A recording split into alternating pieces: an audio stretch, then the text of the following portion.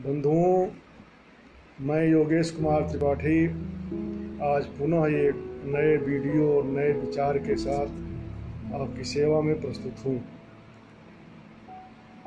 आप जो प्रेम, स्नेह, आशीर्वाद हमें दे रहे हैं, उसी का परिणाम है कि बहुत जल्दी ही मैं 1000 के ऊपर व्यूअर के ग्रुप में सम्मिलित होने वाला हूँ। इसमें मेरे प्रिय भांजे दिव्यांश का भी बहुत बड़ा योगदान है, जो नए तरीके से वीडियो एडिट करके आपकी सेवा में प्रस्तुत कर रहा है।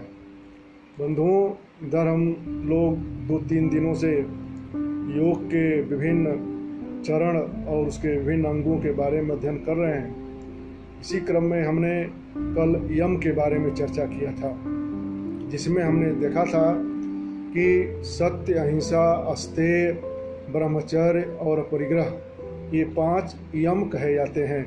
वस्तुतः जीवन मार्ग पर शीतलता प्रदान करने वाले ये ऐसे वृक्ष हैं जो सदैव हर काल परिस्थिति में हमें आनंद प्रदान करते हैं। इसी क्रम में अब हम योग के अगले चरण नियम के बारे में अध्ययन करेंगे।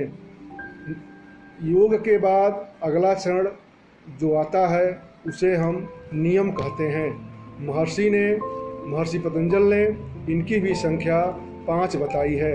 उन्होंने पतंजलि योग दर्शन में कहा है कि शौच, संतोष, तप, स्वाध्याय, ईश्वर प्रणिधानानि नियमा, अर्थात शौच, संतोष, तप, स्वाध्याय तथा ईश्वर प्रणिधान, ये 5 नियम हैं।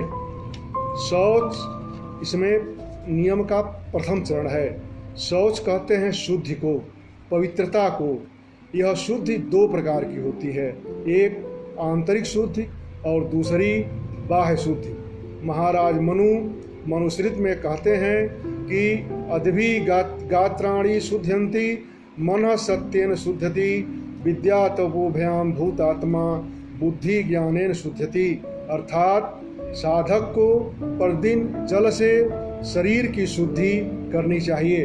अद्भि गात्राणि शुध्यन्ति, जल से शरीर की शुद्धि करनी चाहिए। मनः सत्येन शुध्यति, और सत्य से मन को शुद्ध करना चाहिए। तथा विद्या तपोभ्याम भूत आत्मा, तथा विद्या और तप से आत्मा को शुद्ध करना चाहिए। एवं बुद्धि ज्ञानेन शुध्यति, तथा ज्ञान के द्वारा बुद्धि को शुद्ध करना चाहिए। बंधुओं, अब शौच के बाद अगला चरण है संतोष, अर्थात अपने समस्त साधनों का पूर्ण पुरुषार्थ के साथ उपयोग करने के बाद जो कुछ भी प्राप्त होता है उसमें संतुष्ट रहना ही संतोष कहा जाता है।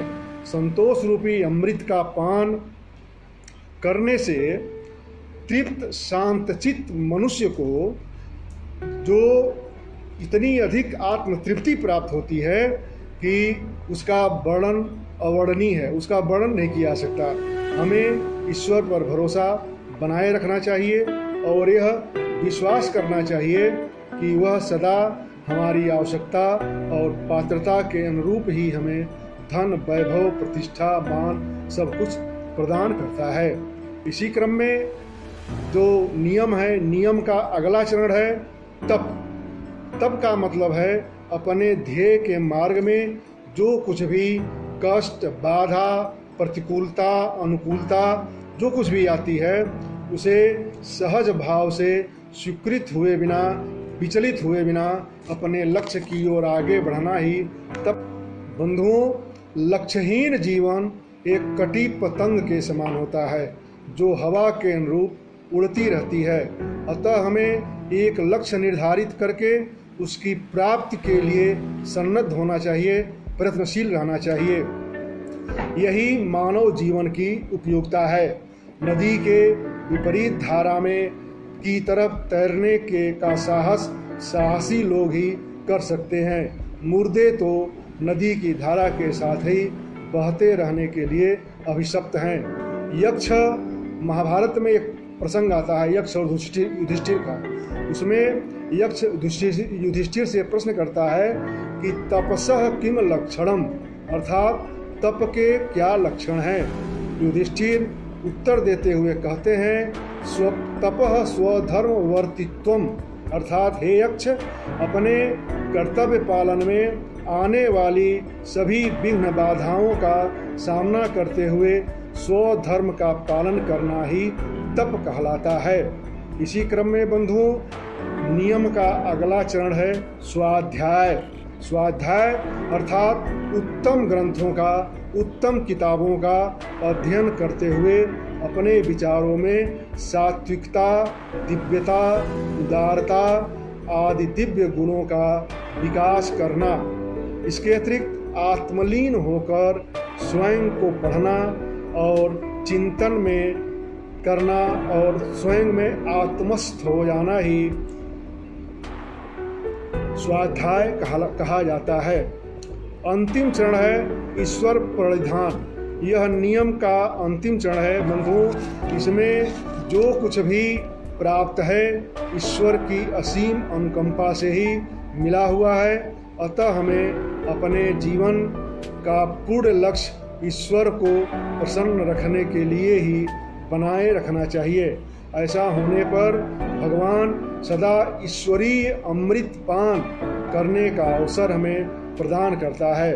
जैसा कि वासुदेव भगवान कृष्ण गीता में स्वयं कहते हैं कि ये यथा माम प्रपद्यन्ते तान तथा ये भजाम्यहम मम वर्त्म अनुवर्तन्ते मनुष्याः पार्थ सर्वशः। अर्थात हे पार्थ, जो मनुष्य जितनी लगन से मुझे भजता है, मुझे याद करता है, मुझे प्रसन्न रखता है, मैं भी उतनी ही लगन से उसे भजता हूँ, उसकी सुरक्षा करता हूँ, उसको उसके लक्ष्य की प्राप्ति में प्रयत्न करता हूँ।